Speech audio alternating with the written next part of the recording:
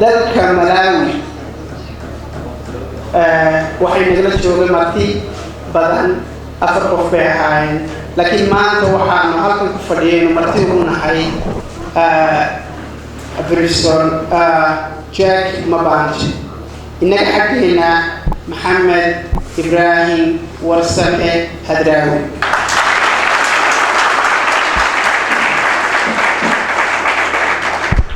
aniga iyo saaxiibkay Professor Believingska waxaanu idinka caawin doonaa inaan mikrofoonka u wareejino labada abwaan ee halkan nala fadhiya sababta aan u marti qaadnay oo isugu beegnay mar waxa weeyaan laba sababood waa ta koowaad Maxamed Ibrahim Warsame Hadraawi iyo Bristol Jack Mapanje waxyaaba ay wadaagaan baa jirta waa laba maansiyahan waa laba qof oo u dulqaadan waayay xanuunkii wadooda cadaalad ku haysay oo ka hadlay oo isku dayay wadooda suugaanta ku toosiyaan sidaa daraadeed labadaba waxay ku mutaysteen in ummadda markaa ay Malawi iyo dalkii loola jiray jamhuuriyadda Soomaaliya labadii dictator ee xukumayay inay labadaba xidhaan Maxamed Ibrahim Warsame Hadraawi qansax dheer waxa loo geeyey maansida inuu tiriyey isagoo oo aan cidna waxba ka sheegaynin ummadda wuxuu sheegaya cidna waxba kama sheegay laakiin ummadda wuxuu sheegaya ayaa qansax dheer la geeyey oo 5 sannadood ku jira waa gabi maansida waa hadal ummadda u sheegay Bristol Mapanje sidoo kale gabayga uu tiriyey ayuu ugu xidhnaa jeer 3 sannadood iyo 9 bilood كلنا محابيس ها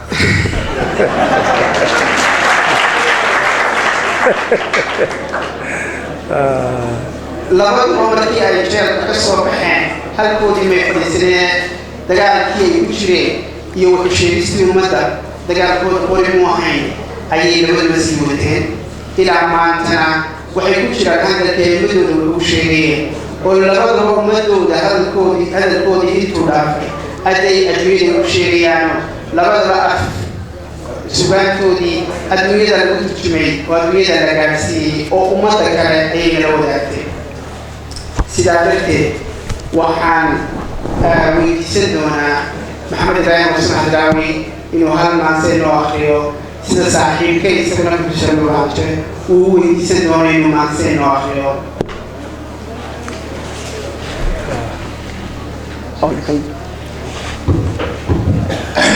Thank you very much. When we conceived the idea of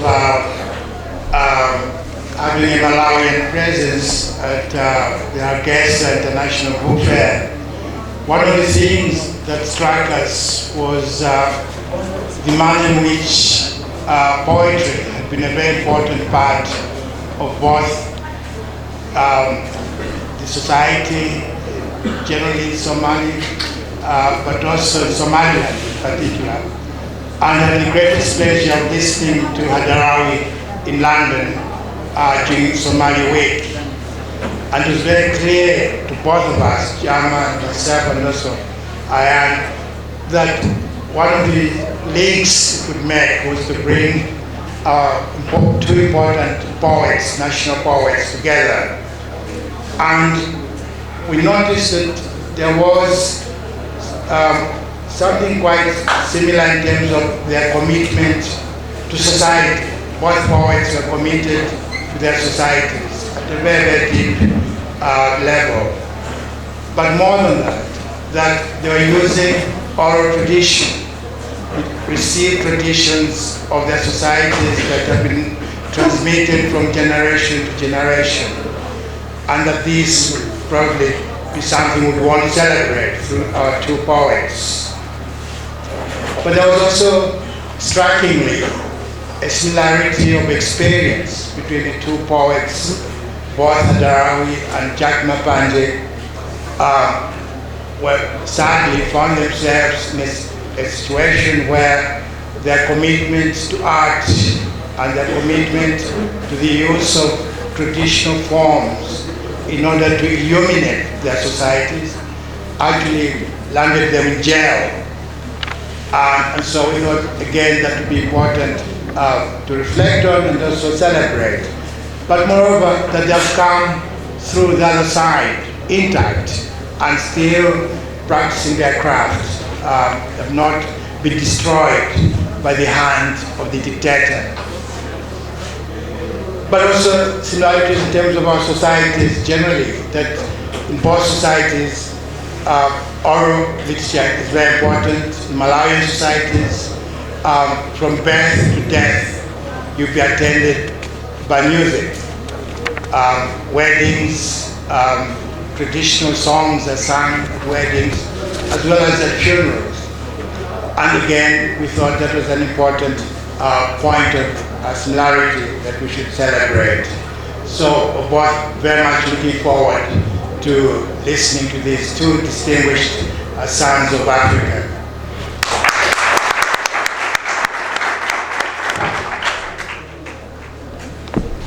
وعادة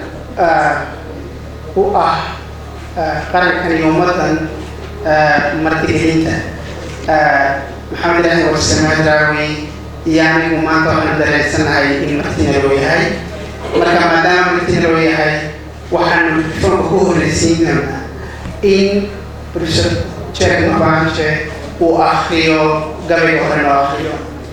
Just I'm saying this in English, although it was not in the program. In this society, Somaliland society, having guests is something so important, and in honor of us guests, we want to give for first Professor Mapanje to read first his speech.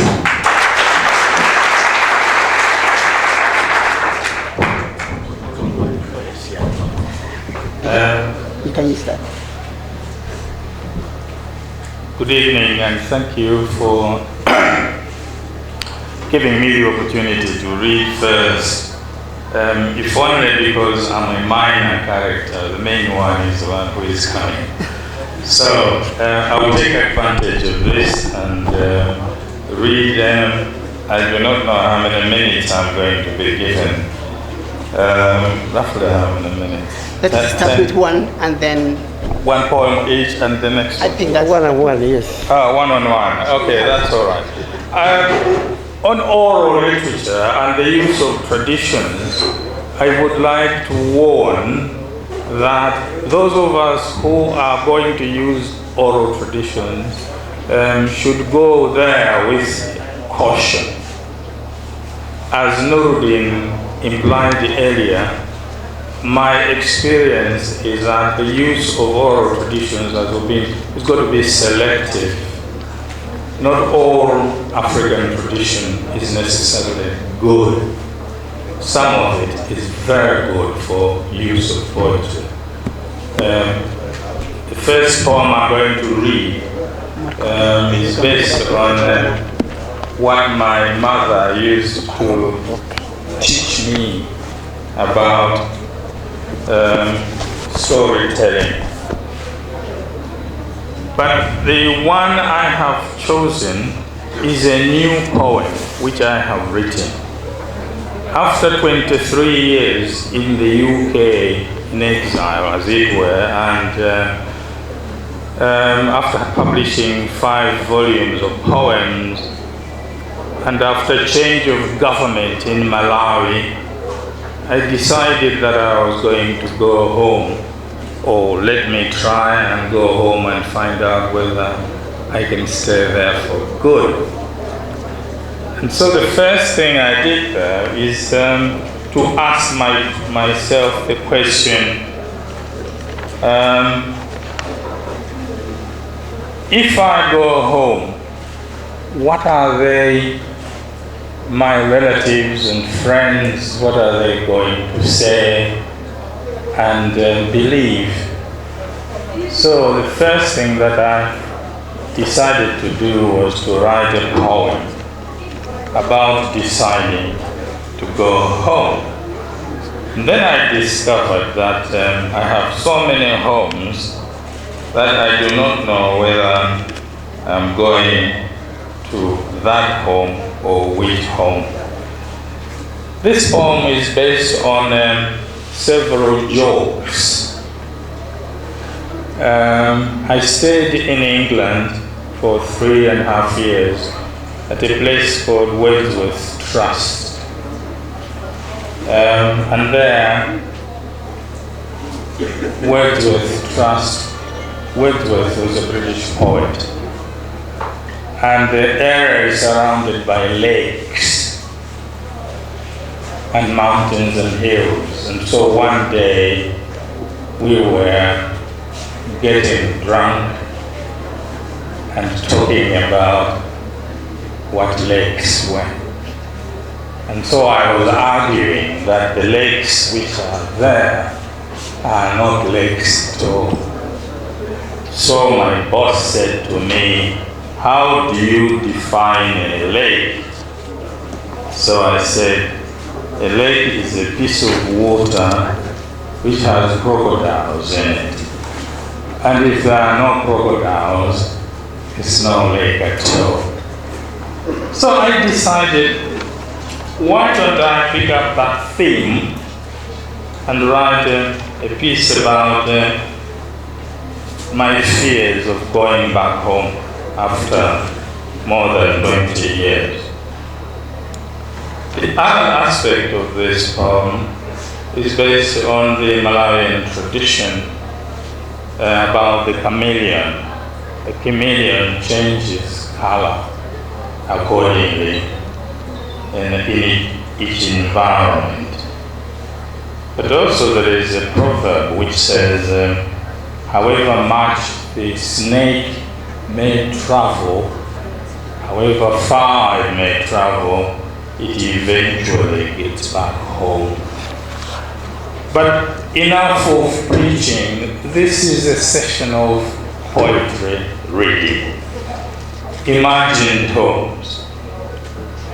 If they should ask how you lasted for so long wandering in alien lands, after your country of birth had spewed you out of her belly, if they should wonder at what your narratives crafted outside landscapes of home, if town and village chiefs should demand the chambo, fish, from their son's fishing tackle, or offal from his game hunt, if anyone should ever ask, tell them true truths. In the land of the free, the lakes are cold. There are no hippos, no crocodiles. Few rabbits race up the craggy hills.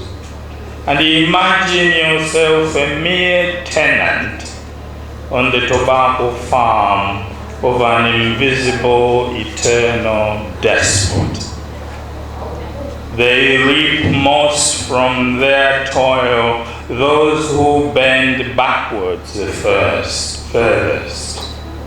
But you were delighted for the shelter, for genuine friendships too, though you still often pine for the purple jacarandas, the dry, healthy dust of home, where you hope to return wholesome one day.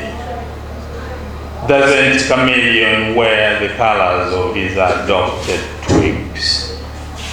Doesn't snake crawl back to his pit of origin eventually?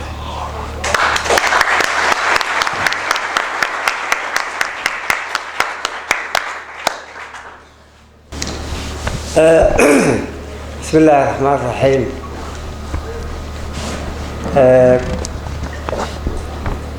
kulanku marka hore waa salaamaya.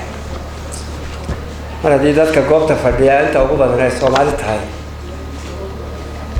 waxaan akhriyayaa suugaan tahay. Dabcan waxaa la hadlayaa dadka Soomaaliyeed ee meesha fadhiya. masalan gacanta ku hayo أنت وحن إذا كعب سنة يا أنت عن هوش عليه كتير الذي هنا مقاشين اليوم إلى الجيشتان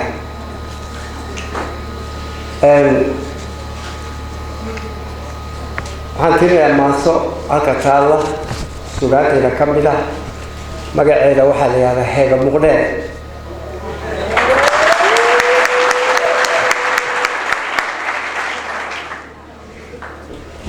dalka heestan heega muqdheer iyo cidday ku saabsan tahay uma cusba waa kuwa tacabinaya qaynaya dhalinyaradii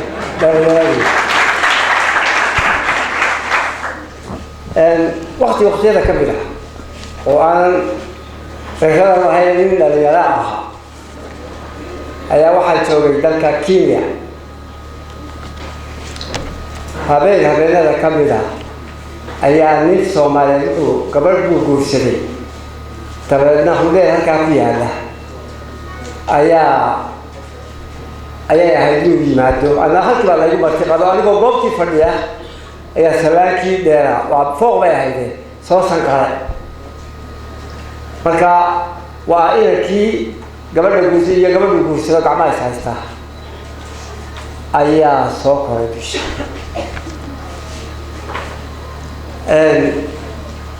gabadhaas maadii saddex qayb ahayd bisata suuciyadii sidata boqorkiiba sidata dhacdii sidata subxaanaka yaa cadiltibuhu waa haldhaa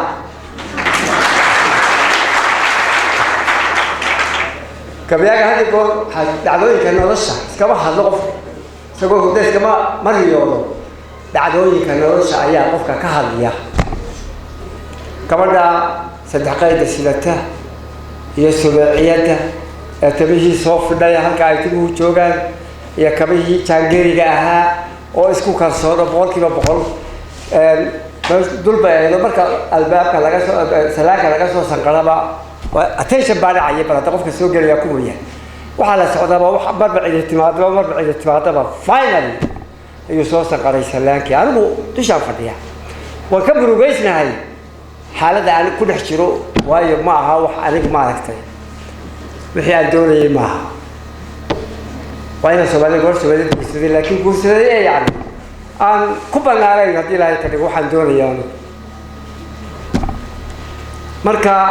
markay dushii soo keeneen oo dadkii fadhiya horta cabaad dadkii fadhiya marba saacadda la eegayo xaggee aroosadii xaggee qabteen ayaa markii dambe waxoogaa yaroo dadkii iska yar daalan yihiin ayaa salaankii soo sanqaray qab waxaan maqlayaa sanqadhii adiga qab dam attention baa la wada noqdo waxa soo socda waa maxay wax kale ma noqon waa gabadh saddex qayb iyo sumeeciyad sidato oo tibihu hadii la ka dhigo ay halka joogaan Soomaaliyeed oo subxaanaka yaa cadim talaabadeeda yaa geeda muuqayna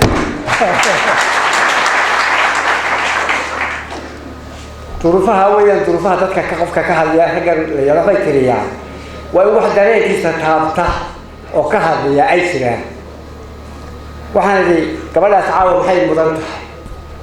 waxay mudan tahay mar hadday u hiilisay madadka raatay oo saddex qayb sidato oo boqorkii sidato oo dhacdii sidato oo tibaha dilay ka dhigo soo tidicday waxay mudan tahay in xaqeeda siiso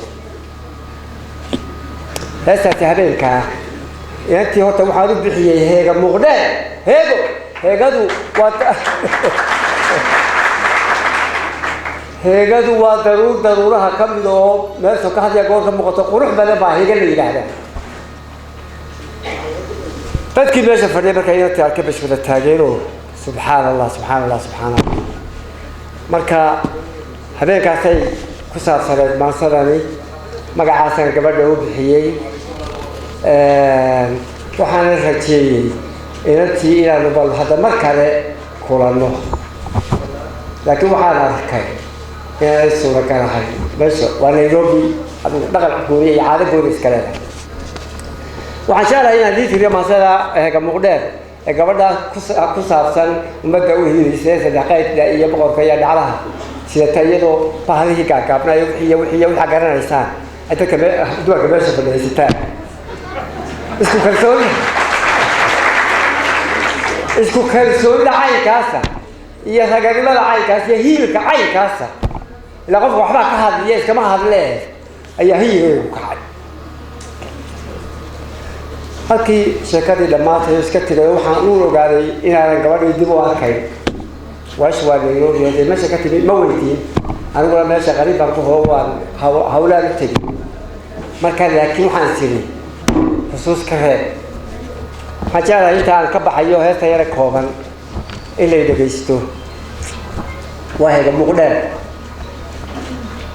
إسهلوا قبدي سهري مينو ومنه ثلاثي هنسل ويلي هل ييني ماذا إذا كما حرين هاي تيبا تيبا يحكرتي تبع كهوتي هشيسكي هو يعكو هيك تيجي هلو هذا بالبنك هي بركة وقت يلا وحبي هاي وقتيو وتعايلة اليوم هنسكت اليوم بالمركلة وجودو أو مركة واقعية مثلي هلو هذا بالبنك هلو كشيء هو بالمهلنا هنقل بنك ستهوين دبر مركة كوه جوبي بان هراي هانكي ودنا هبيا هبايا هنتلاقي قارب له وعلى عليه واحد مربدين هنتلاقي قارب يا له هقي ما فينا هيا كذي سه هيا شيء هيا دي ما فتحتي هم بقى كالجعيل كواها بقلة هذه يوا دبي هبصوتي هي جيل اللي إحنا ما وريان ما هرب صدي جيدي ما هرب صدي جيدي هودي هدي ساوح كان هالك وجوس عديه هودين تان وهشان كهري وايه عدك يهون كايسوها جي هو ساسة ما يله الشيء حساسها مغدا هيجودا عاونا هم بدأ يدوا حريص هريال كذا يحروب لنا تاي هدية رقم بعد هقولت هو واحد هو أنت هو الشرفك سيدادوها بيسيه سها هذول الكموقة هيج الكاجا هلبها كوجي الله يا مالك هلبها كوجي الله يا مالك هل هنقل كان لك عديه هو قاتلته هبشوقة ما هالقوق عليه وفنات حشوه كآل وقتي هوراء هوارتك وسارن هيرارتا القناة بقر كيها هليليها هبولك ودقوك السوهاتك سيدي هلين هاما عروسي دا وبسيرد ويهاقاك سنتي حرميت هناك الله فيها حلقاتك طلابات هولاتية لقصة حكيسان وقاتل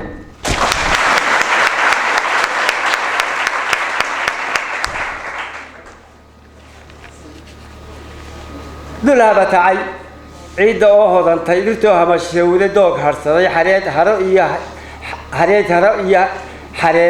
إيا هرو يندكتي هانتي دور دشاي ديلا دو هرطي هليلا بقاشي دهيل كفرتي حقي بيغانو قد بلي هلوينا كفوفي ميل هذا ولا ميل دوغلي هلوسيقا بارقب خوبالا هكسيسا هيقاتا ديلا هات كيدي باي كيري هوسيس هباق خدر علي هذا مو هذي كم مقضي هيجاري هوبان كبسراتي هاوسرة طيحوا همل يهود مرسلوا عويس كهي قبل هجيسي حسين السعودية هو قالنا وتقول رحضوا حربتي يا هلاب خليكتي تقول لك هوري هوسيدا فدي هو قالوا لي هبر وعتي هلا هي هيك صوب ورتي سيدي هلفق بانكو سوي سلو إنه قهر هذا حرام هذا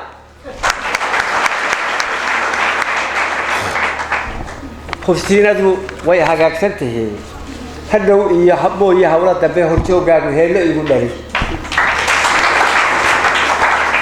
hogiyalku haybta waa ka bad hablihii kacay qaar hawaa lumisay xilkii hooyo way ka heermeen humaagay rulmoodayaan hodaya heblahiil ka sugi maayo hankaagu ka weyn hinaasaha waxaad haysataa jidkii hore sidaan hubo waad adag tahay hambalyaan kugu siiyay hirashada هورا بتيه ده هذا الكيك وحن هديابه واحد هرتا جرال هريرها هبان كودلي يهين كذا هبه كذا وامت هذا كوه يلبط هيك مقدر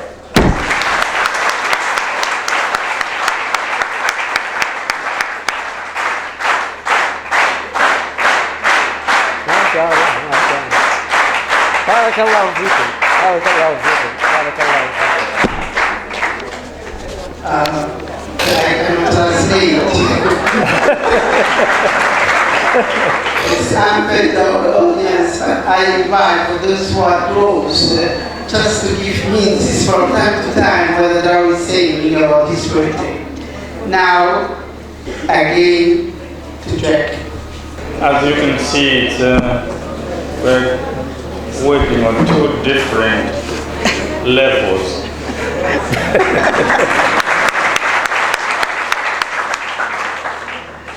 It was a friend of mine from Newcastle who invited me to come here. He said you should see that poet and possibly translate or read the English translation of his poetry. Now, fortunately, or unfortunately for me, I left my book of the big man's poetry. So what I've decided I'm going to do then, I'm just following on my, I'll take my own trajectory of what it means to travel home, or my fears of it. The next poem I want to read is the previous one. I imagined myself going home with all the fears. But this one, I have actually arrived home. I've reached home, and after 23 years, the big problem I have is that my friends have died. So this is a short one.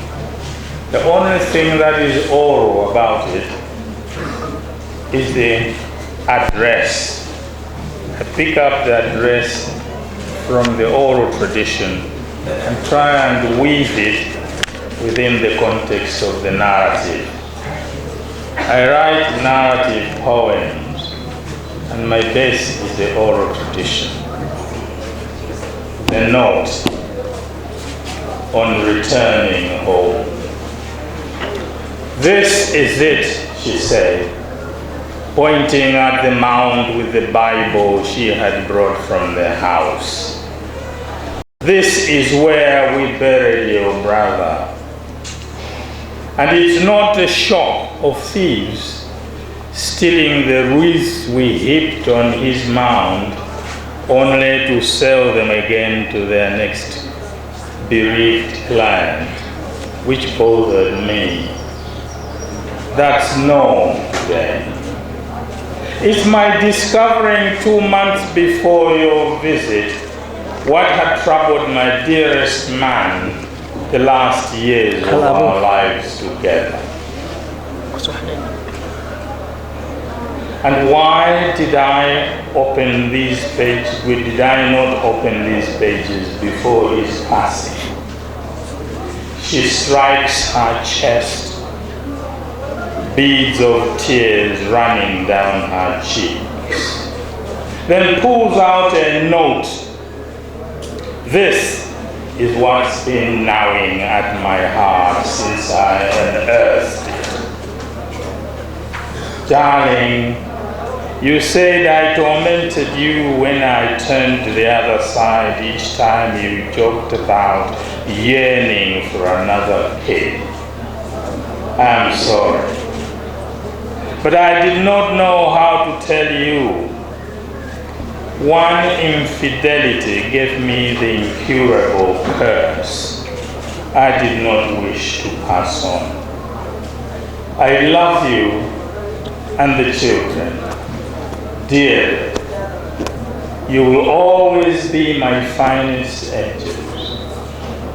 Forgive me and pray when I am gone. He placed that note between the leaves of St. Paul's letters to the Romans, which we often discussed, she says. He knew I'd find it in the end, just that it took forever. I wiped my teardrops which fell on the pages that had kept their note, scooped dust with my bare hands, and fling it at our garlands, leading her to the car. We drive back, silent.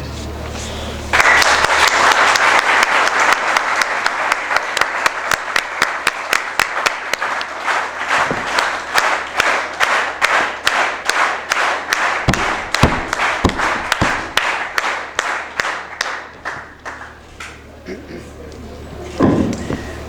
understand that we need 4 hours instead of 1 hour session. Since there's a difference between Somali and from Sweden and English because they are short, I invite one more time the subject to read one more so we can conclude, we will conclude with Hadraawi and Okay, thank you very much, Mr. Chairman. And I'm going to read an experimental piece based on Malawian oral tradition. This is a folk tale which is known amongst all the Yao-speaking peoples of Malawi, southern Tanzania, and northern Mozambique.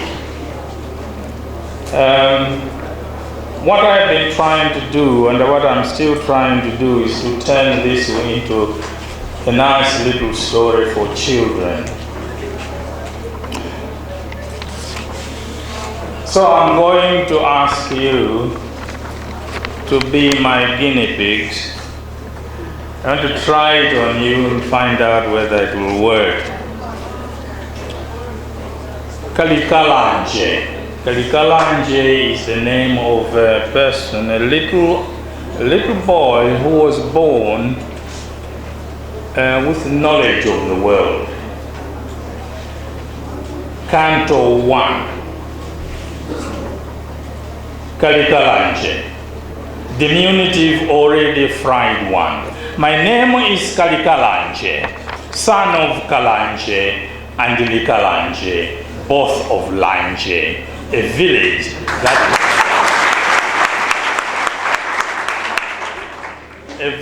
that has stood by the woods of ancient ostrich forest from the beginning of time.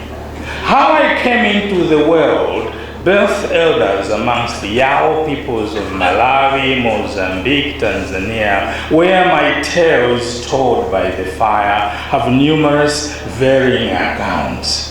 Some claim Kalikalanje leapt out of his mom's womb of his own accord and landed straight on her frying pan, there to turn himself over and over and over again until her groundnut oil fried him clean and dry. Others attest we pulled Kalikalanje from his mom's belly and placed him on a pan to fry clean and dry. Yet others assert we saw Kalikalanje kicking about the grass wattle and beds of old ostrich forest. We picked him up and restored him to his mom's glory, though later he jumped onto her pan to fry clean and dry. Some birth elders dance before they declare, we extracted Kalikalanje, God's diminutive already fried one, not from his mom's womb, not from his mom's belly, nor did we pick him up from the grass and wattle beds of ostrich forest. Truly, but truthfully, we extorted Kalikalanje from his mom's knee. Then he jumped up onto her pan to fry clean and dry. Some among such elders fiercely protest, no, we extracted Kalikalanje, not from his mom's knee, but from her big toe. Then we gave him liberty to jump up onto his mom's broiling pan to fry clean and dry. Others contend we wrung Kalikalanje, not from his mom's knee, not from her big toe, but from her thumb.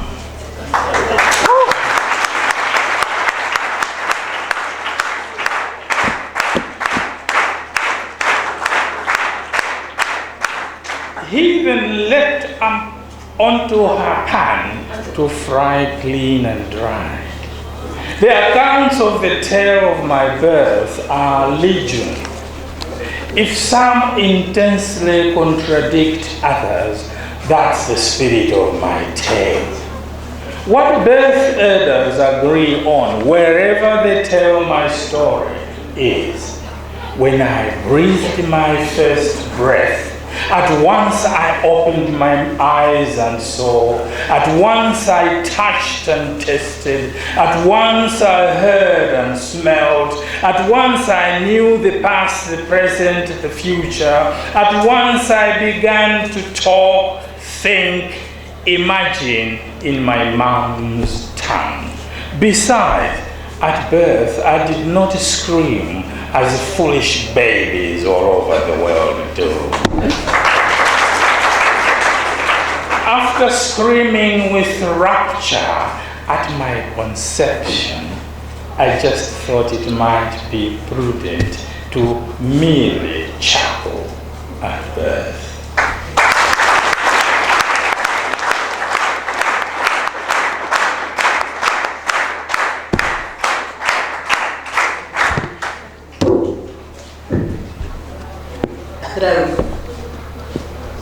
Again.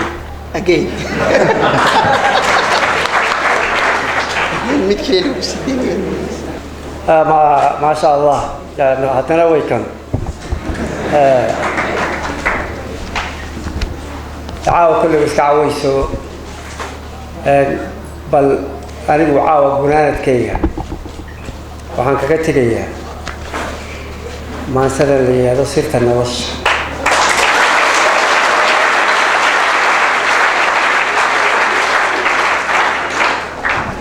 أنا وفد يا صاحب كي رشيد شيخ عبد الله هنا نقول سهر الليلة وبلغي شبهها محمد سيد بحر لا دقال لما يو إثيوبيا فرنت لايكا إثيوبيا سوالي ودحيان تشوغني مركا الهوجي بان سيدنا دقال قودي بان سيدنا رسالتي بان سيدنا ودقال كما صعونية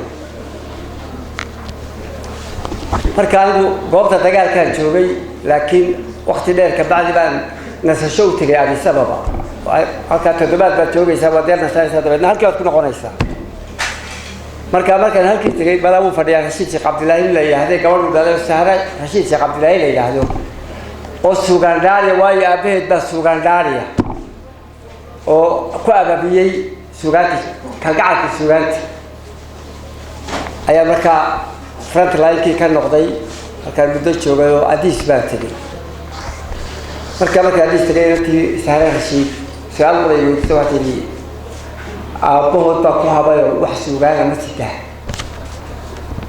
يعني هذا كلام بحث سيرت النرش هذا سيرت النرش وعندك اللي قاعد ترى يعني تعال خيره إن إذا جيسته صاحب كيو هذا سفر بانك إبدار مركه هوري سلام تيفن مركه حيجة سما وهذا هكذا حس درجتيدا سعفر مرناتيدا سوغان تياب كيدا فلك إيا فدا كينا مركح حيجا سوغناتيدا صعد كيا فلكا شيغا حير كيدا واساسي صاحب كيو هادي أم بس هكا قيبتي وهالكي قوبتي دقال كيسوغا أم بس هكا قيبتي سير سيران كتشوغاي حرق إيا بلايك سوكا إيا سبركا قادي إيا سبركا إيا قارن إيا سودا كوت كيغا تريس كانوا سيدنا مرا صدح بيوض نبيو اسكو شوي نقوم بشيرو قولي يجيب على المستدرار الناس تبقى المستدرار قومتي دقال كان كيف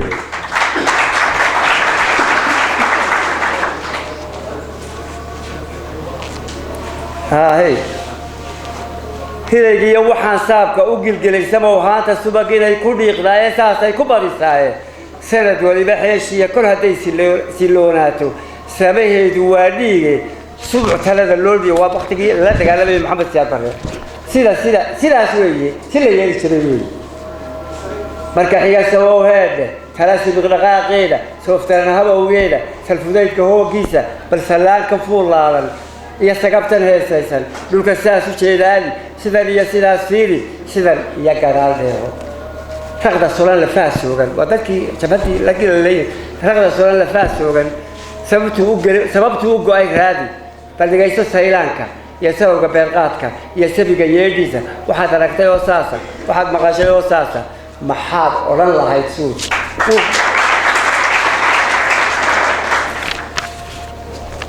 تذكر بقاسالك بكي مريسا وحن وجود إنتي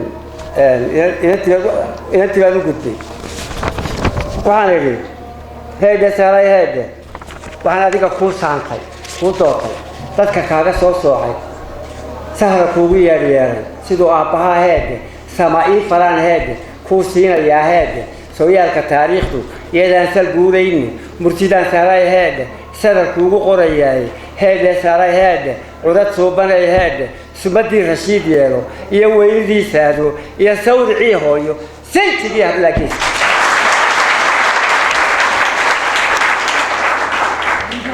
سبحدي دا كولو تيتو سقفت يا واي يا ديب كلو سارو سبكو هيا بايسو كرك سيغا يي تابن كو إلالي سابونتا دركو سيفد يو يالن سيع يا برغاشيسن كو إلالي ساخوتك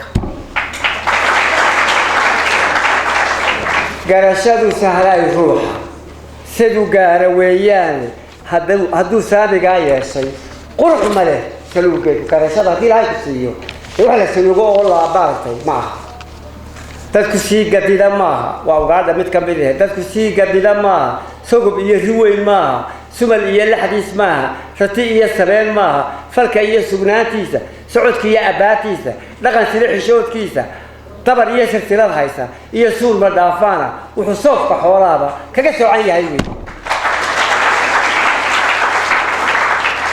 وحانو قصة عضاهات نفتو سيتي يواي هنفر سيداتون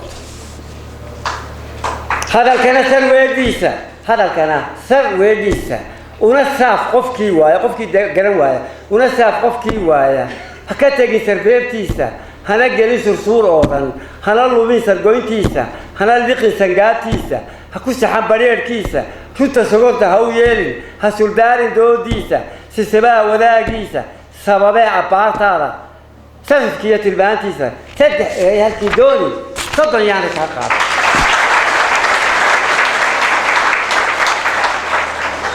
صدق بحيي راعي صدق بحيي راعي صدق بحيي راعي سره هاو دقيق اللغة دوا فريان قبلية سره هاو دقيق اللغة كعنت أنا حسيستين أنا أذن وحسوليها وحملك نعم تيس كيران هذا سره هذا ستة هيلب كده هذا سميدا غدير الكاد سره شو جمو قاد سقرور كشاه ذهب يا حرير سار وما بهنا سانت هذا هذا سيلة حيران معها لقنت أنا حصولي معها وحن وصعد هذا مركات سنود هايسو وحسوق مقوي يالا خلص من كتابه هدايا سهلاي شيفكا مركو هوري سرير هادي سلي يا فراش ليدي صدح دبا هداد ويدو لبس سيحان كاري وايو هذا سانتو قرحنا نينكو قراي سهلاي تيسا هدو سيد لقلقيدي لكو سيروات قوين وايو نسيحدي ودور كي صوصوصي وكوي بحدات سياسي سو سيدا جيري على لقي كريم تيرو سلوي له هو بحيث إلا هو مساعده ما ركتي ولا بديت تقول لا يسيء جوايز ليش كذو قمويان يا البايع ضوت هذا وحني وام محل هذا ما هو كلام هذا ما هو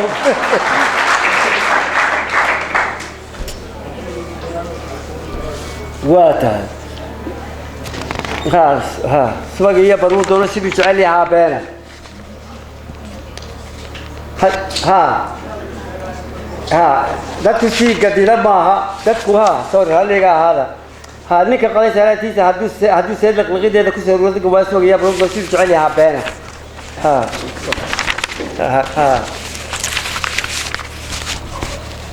بدل يستقرار كيدا صدق عانه هذا بدل يستريش إذا يستحق إذا من واحد عنا السبيب بقى لسه ما يستيبع فانله واحد هيستطيع أساسا كسكو وانت عشان حتى صورته دعار معها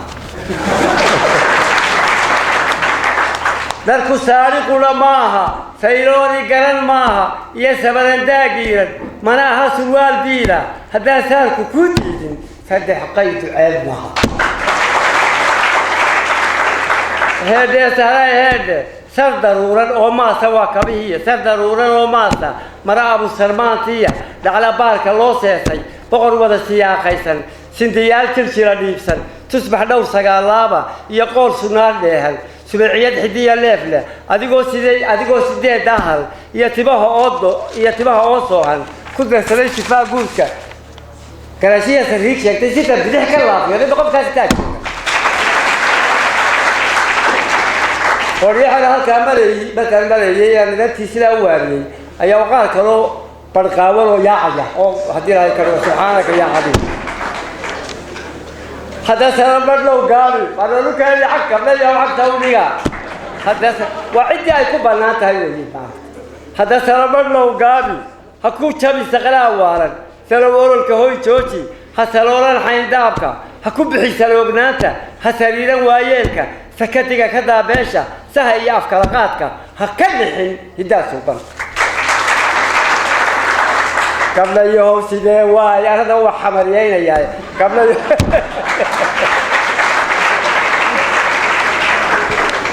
قبل يوم سيدي واي البحر ما ساس ماها حتى سوف كركرة ماها سررها بلي ماها قرقر سوريا ماها لبنان سباق ماها سنكا أولى مولا ماها سخرتي يا حشيش ماها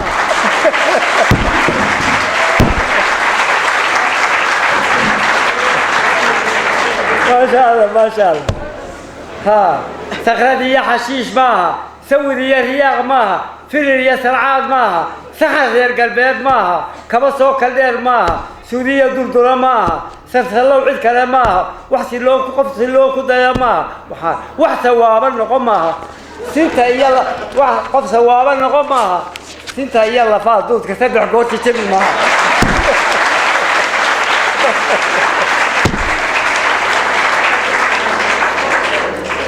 لغا كاغا سيد ماها سومالي ديد ماها ستا دوتايان ماها نولكو اونكو سيدي واي سبادو لكورو ماها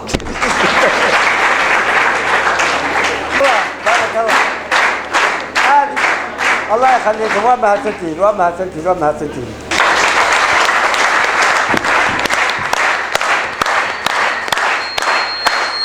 هلو هلو هلو هلو